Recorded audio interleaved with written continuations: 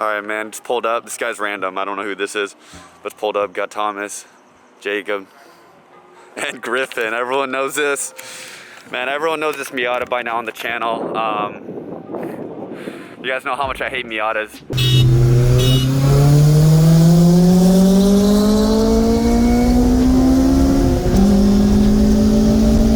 Dude, that car's fast, bro! So, this time I brought the FD out.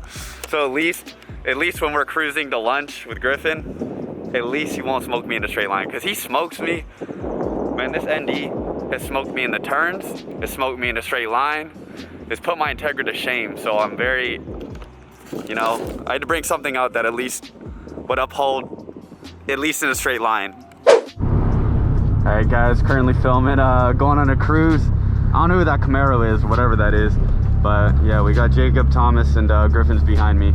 For once, Griffin's actually behind me. Yeah, can you guys believe that? No. But yeah, just cruising through the school grounds, so we gotta we gotta stay on the low here and not get pulled over because there's a police station right next to the school. So yeah, basically, I just want to say, like, everyone's always asking like how I got my FD, how did you get it? Like, you guys have to realize that, like, I picked this up as like not a junker, but it was pretty beat down, and it still is beat down. And that's what a lot of people fail to realize, is that, like, you can buy the car that you want, it just won't be in the best condition is all, you know. It'll probably be in worse condition that you want it to if you buy it for cheaper. Like, the price obviously reflects the condition the car's in. So for example, a really clean FD would go for, like, I don't know, like 30K clean. I got this one for $11,000, and a lot of people are like, oh my god, like, I can afford that. Like, yeah, you can, but you also have to, like, put in the effort to, like, maintain it. That's another really big thing, is maintenance. If you don't work on your own car, an FD is gonna be really, really, really tough for you to work on. I've been working on my cars since I was 16. I'm 23 now. This FD was a headache, man, to fix when things went wrong, when things shorted, when things got worn out. So in terms, like, when I first bought it, I did take it to a shop the very first time. I haven't since, but oh my god, that shop visit was like 4K, you know. Oh, nice A90, man. Anyways, yeah, that first shop visit was like 4K right out the bank. So, you know, they're expensive. If I would have done it myself, I probably could have done everything for like $2 grand. I paid probably $2,000 in labor. That's $2,000 I could have spent somewhere else. That's $2,000 I could have spent, you know, swapping, converting to a single turbo. I could have eliminated a lot of things if I had just done my research. But because I rushed and bought this car and it was my first rotary and I didn't do enough research, I lost money. I did. So, you know, I could have probably had a clean Title I by now, but I'm not stuck with this car. I love this car. But I don't really see myself selling it at any point, because I'm at a point where I have a decent amount of money. I have like maybe like $8 grand into it, and I just sell it. I just break even, and I don't want to break even because I know I won't be able to find another clean one for this price. Or not for this price. I won't be able to find a clean one. It'll be tough to find a clean one. And everything, you know, I'd have to dump another, probably like throw down another like $5,000, $6,000, $7,000 in order to find a decently clean one. That will still, of course, always need work. So that's why I still keep my car. People are always like, oh, why don't you just sell it? The only thing I'd ever sell for, like I said, not once again, but like I said before, I'd only sell it for a boosted S2000 or an NSX or a Supra, a Mark IV Supra, not a Mark V. I actually don't really like the Mark Vs. They just don't really scream JDM. I don't know, I just don't really like them that much. But I know they're faster, but I'm a driver's person. I like driving around. I like driving manual, stuff like that. So yeah, that's basically why I still have my car. If anything, maybe I'll sell the GSR. I still like the GSR. So yeah, maybe I'll have to buy a third car that I can trade in and out for whatever I like. But as of right now, the GSR is the daily, the Integra is the daily.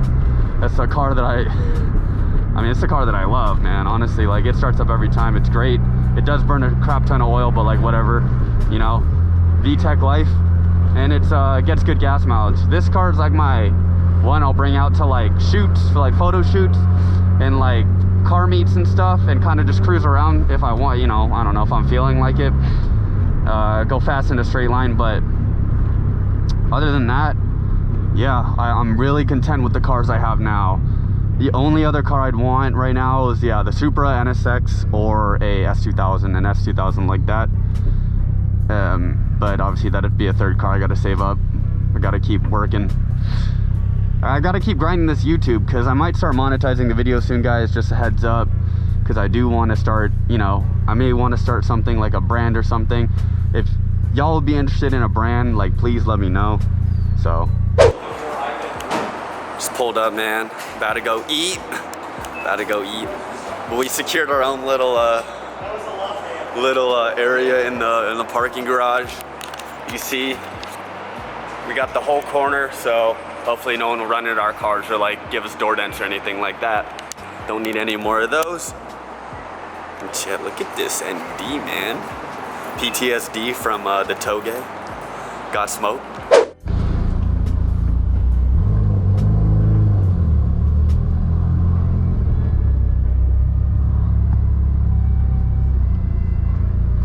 Thomas just cut that woman off.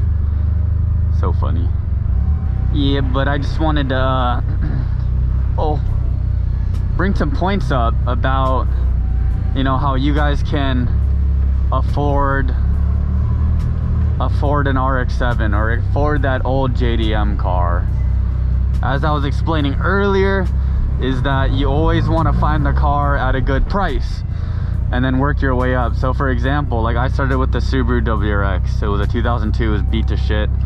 I'll probably stick a picture in somewhere, but yeah, it was honestly beat to hell, man.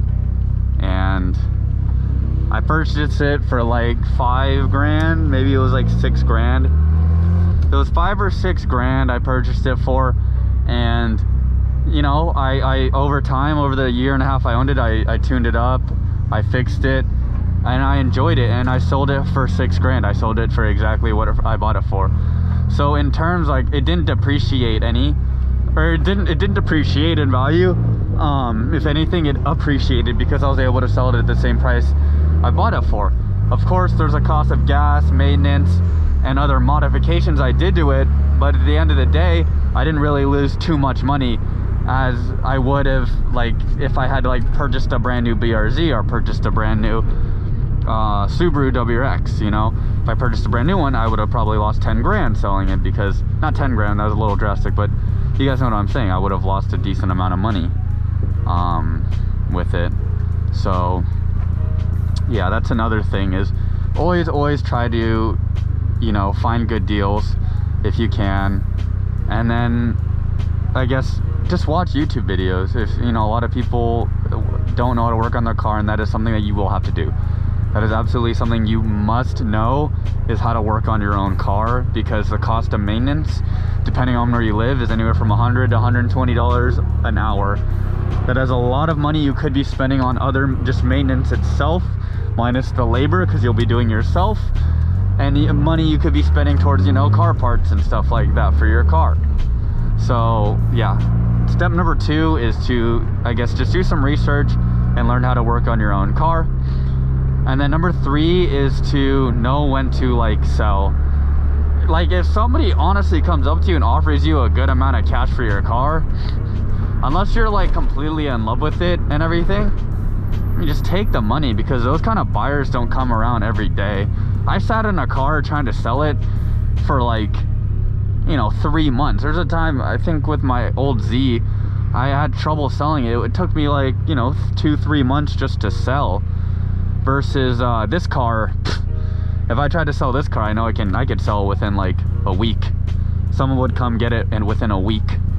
I know that for sure. Obviously, if I'm not asking a ridiculous amount, if I'm asking around the right price, someone will come get it, you know. Unless I'm like trying to get top dollar, even top dollar on this car, I could probably still pull in like,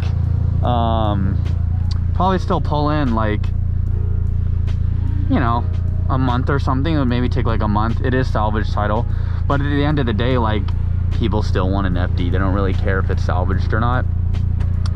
So yeah, that's step number 3. And then step number 4 is just like, man, don't do anything like too crazy, okay? Like, you see me in this car, like, I didn't put a wide, but like you guys think that wide body kits and stuff like that add value. They absolutely do not add value. 1000% do not. The only things that would add somewhat of value are like minor things that are reversible. Things like exhaust, intakes, like basic bolt-ons, suspension, brakes, things like that. Things like wide body and cutting up your fenders are not going to add to the value of the car. So if you're planning on reselling the car ever in the future, unless you're planning on keeping it forever, don't hack up the car, don't hack up the body, things like that, you know. It's just not smart. And oh my god, man.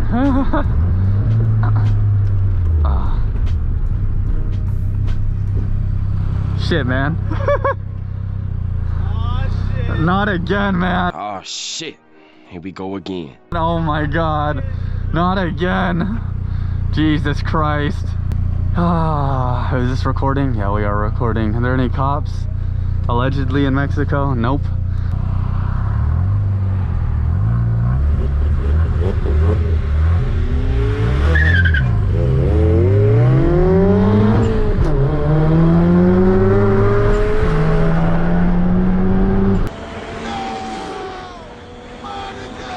Oh man. Alright, as you guys can see, I did not launch right. That was bad. That was a bad launch. So yeah, that was a bad launch. Dude, off the line though, you guys see what good tires do. This is what you guys see. The good tires matter. Like, if you have good tires, like, you're fast, man. You're fast. I pulled after second, but you know, off the line, like, you know, good tires mean a lot. And in the toge too. Obviously, I can't take this car on the toge. Griffin, you guys seen him? He smoked me every single video. It's kind of sad. It was the only time I ever pulled on him. It's only because I'm in a higher horsepower car, but yeah, man. Fucking boost! Fucking boost, man.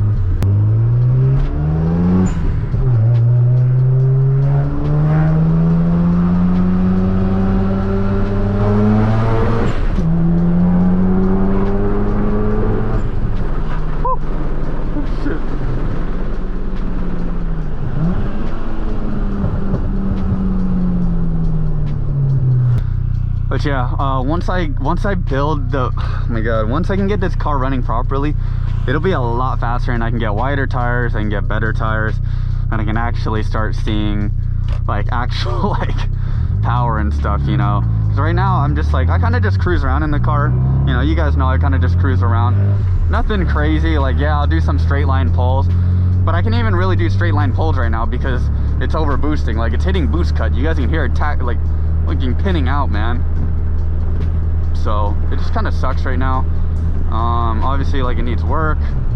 It needs a lot of work. It needs upgrades. I need better fueling. I actually have the fueling system. I bought KG secondary rail fuel pressure regulator, and I don't know if the injectors work. The guy actually, I bought this all used, by the way. The injectors are used. They're 2200 cc, which are way too freaking big. I was probably gonna throw like 1700, 1600 cc secondaries in there, but yeah, we'll see if, well, I'm gonna flow test the 2200 cc ones that he gave me for free to see if they work. If they work, great. You know, maybe if they're not a good brand and they're like, yeah, you should probably just get new ones, probably just buy some Bosch or ID injectors. They're like 1800, yeah, anywhere from 1600 cc to 2000 cc secondary injectors, and I'll be good for that late boost, that extra fuel up top that I'll need. But anyways, guys, that was just a daily vlog. Like, we just got food basically, and you know, I just gave like a little, like, I don't know, a car driving podcast on like how to afford better cars, or like whatever, you know, how to afford JDM cars, how I got my car. But yeah, I'll see y'all in the next video. Can you take a 4 or 5 to the pelvis?